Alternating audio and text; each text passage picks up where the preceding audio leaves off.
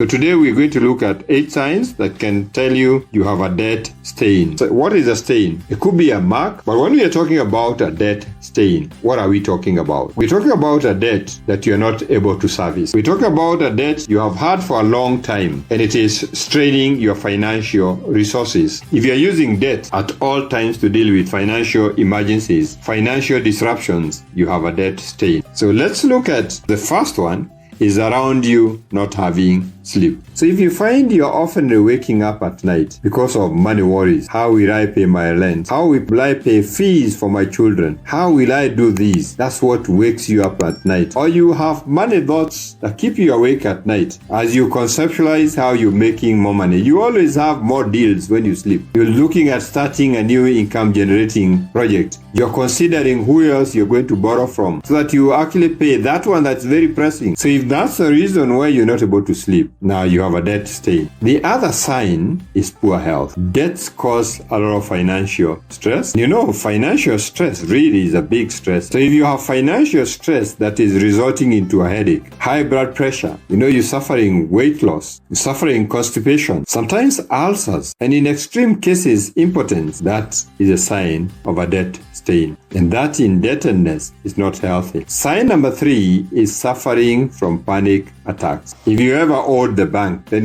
bank staff call you very many times a day if you're falling behind schedule. And it's not one person calling, so you receive very many calls a day. If you find you're always apprehensive when you see a number you're not aware, you're always very apprehensive when the doorbell goes because you fear the auctioneer will be on the doorstep, that is a sign of a debt stain. Let's see the 4th sign, and this is what we call interpersonal conflicts. When a person is very, very indebted, they are never at peace with themselves, and that means they cannot even be at peace with others, because it is common for such a person to fail to honor their obligations, and in that way they cross the path of many. If you're finding you are conflicting with people all the time, you're not happy with the people, you started telling your children money doesn't grow on trees. Sign number 5 is lack of concentration at our place of work. A person with a debt stain will never be able to focus at work. They cannot be able to concentrate. They will be absent-minded at work. They will be thinking about their financial woes, or they actually desert work to go and look for quick sources of revenue to fix their financial challenges. The number 6 sign is decreased productivity. For a person who is not concentrating at work, surely you'll have a bad relationship with others. And most people always look for excuses to explain their drop in productivity, but the guardrails don't hold for long before the person starts seeking green pastures elsewhere. They think the solution is external, is not internal. Sign number 7 is being haggard.